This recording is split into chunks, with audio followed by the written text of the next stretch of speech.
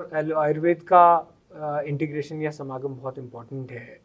उसी पर्सपेक्टिव को लेकर के हम आयुष भारत पे हमने काम शुरू किया, जहाँ पर हम एआई को भी साथ में इम्प्लीमेंट करना चाहते हैं और आयुर्वेद को एक टेक्नोलॉजी का एक सोल्यूशन देना चाहते हैं। टेलीमेडिसिन किस तरीके से कैंसर केयर में और किस किस स्टेज पर हेल्पफुल हो सकती है डॉक्टर साहब? व्हाट इज़ जी योर पर्सपेक्टिव ऑन दैट? जी देखिए, टेलीमेडिसिन भी आज के समय में बहुत ज़रूरी हो गया है, क्योंकि पेशेंट्स बहुत अच्छे अच्छे डॉक्टर्स को दूर दूर तक अप्रोच करना चाहता है, लेकिन उसके पास समय नहीं है, डॉक्टर के पास समय नहीं है, और कोई बहुत छोटी सी प्रॉब्लम है, कई बार एक छोटी सी गांठ हो गई जो पता लगा कैंसर ही नहीं है और पेशेंट इधर उधर दौड़ रहा है, तो एक इनिशियल ऑनलाइन कंसल्टेशन करके वो ओपिनियन ले सकता है। डॉक्टर ऑनलाइन बता सकता है भाई हाँ, आप एक इसका सोनोग्राफी करा लो, बायोप्सी करा लो या कुछ करा लो, तो वो रिपोर्ट के साथ अगली बार जा सकता है। एक इनिशियल लेवल पर तो ये है।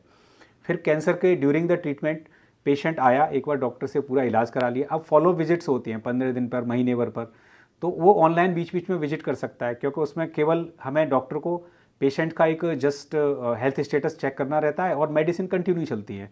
तो पेशेंट्स अगर दूर के पेशेंट्स हैं वो ऑनलाइन कंसल्टेशन करते हैं तो उनके लिए बहुत ही यूज़फुल है, समय की बचत करता है और हर तरह से पेशेंट के लिए बेनिफिशियल है।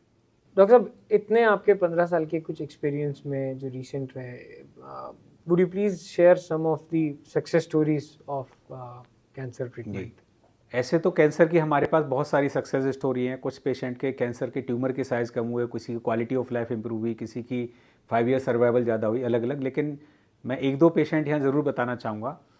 एक पेशेंट के बारे में बताना चाहूँगा जो मेरे पास कोविड टाइम से पहले से चल रही हैं, यानी 2019 में आई थी वो पेशेंट। और वो पेशेंट की खास बात यह है कि वो पेशेंट 60 प्लस है, और वो पेशेंट, लेडी पेशेंट, मेरे पास खुद अकेले आती हैं इलाज कराने के लिए। और जब वो मेरे पास आई, उनको लंग कैंसर था और उनको लिवर में मेटास्टेटिस था। तो हमने जब दवाइयाँ शुरू की तो इनिशियली उनको रिस्पॉन्ड आया।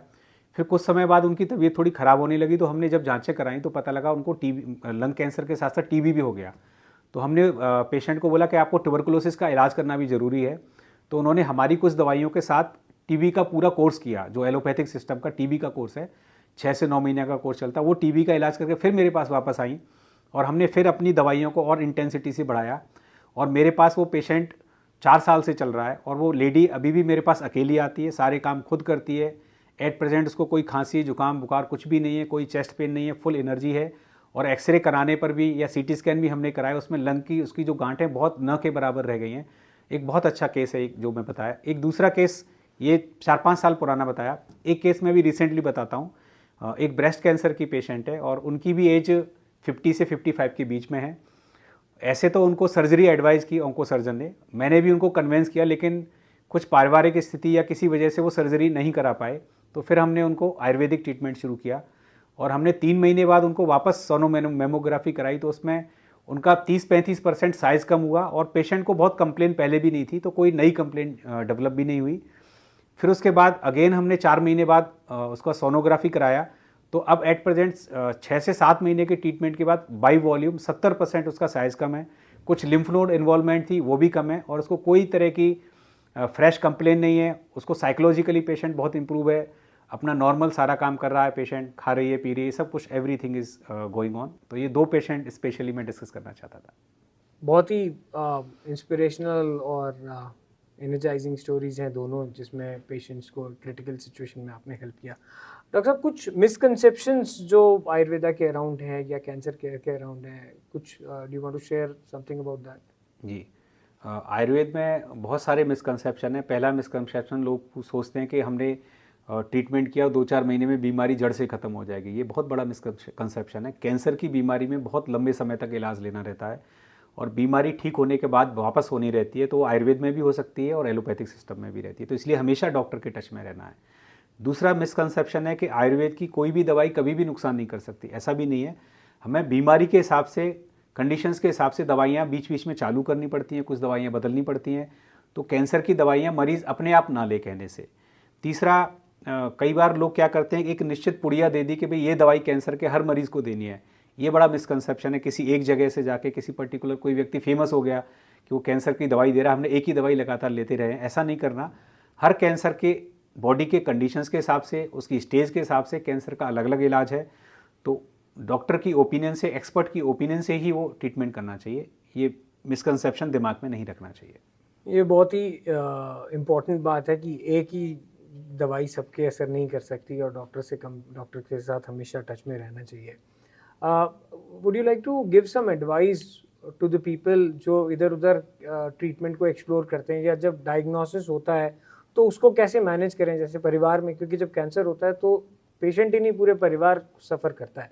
तो जब ये न्यूज़ ब्रेक होती है तो उसके बाद जब वो सॉल्यूशंस के लिए एक्सप्लोर करने लगता है तो कुछ उस पर एडवाइस करें डॉक्टर साहब कि कैसे आदमी को उस वक्त एक्ट करना चाहिए। देखिए, कैंसर की जैसे ही पता लगे किसी को घर में कि XYZ इस पर्सन को कैंसर हो गया है, तो सबसे पहला काम परिवारजनों का है को पैनिक ना होने दें। क्योंकि कैंसर में मैंने देखा है कि जो व्यक्ति बीमारी से कम परेशान होता है वो उस पैनिक कंडीशन से और पूरा परिवार इधर उधर भटकता रहता है। ऐसा नहीं करना है। फिर उसके बाद एक्सपर्ट की तलाश करें कि कैंसर में अगर हम आयुर्वेदिक ट्रीटमेंट करा रहे हैं तो आयुर्वेद में कौन एक्सपर्ट है, और एक्सपर्टाइज की जहाँ बात है आप एक रजिस्टर्ड डॉक्टर को देखें, रजिस्टर्ड इंस्टीट्यूशन या OPDs जहाँ भी चलती हैं वहीं जाएं। एक फेक डॉक्टर्स बहुत सारे मार्केट में लोग एडवर्टाइजमेंट के थ्रू इधर उधर जाते हैं, उनकी तरफ नहीं जाना।